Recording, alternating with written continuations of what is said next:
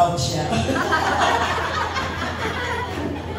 Okay, stand natin yung kamay natin kay Sister Esther. Panginoon, lagi ka namin pinasasalamatan sa buhay ng bawat isa. Nakikigala kami sa isang taon na naman ang dinagdag mo sa buhay ni Esther, Panginoon. Salamat po, Ama, at alam namin marami pang kaarawan na ipagkakatiwala mo sa kanya, Panginoon. Pero patuloy namin dalangin, magganap ang plano mo sa kanyang buhay.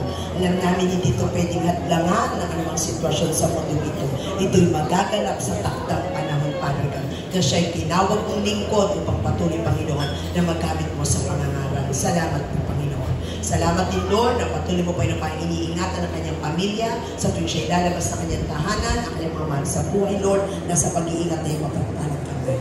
Dalangin namin lahat ng pangarap, panalangin, at desire ng puso ni Esther para sa kanyang magulang, sa kanyang mga kapatid, sa kanyang mga pamangkin, mga mahal sa buhay, especially na sa kanyang asawa at anak, Panginoon. Lord, bigyan mo ng katuparan, Panginoon.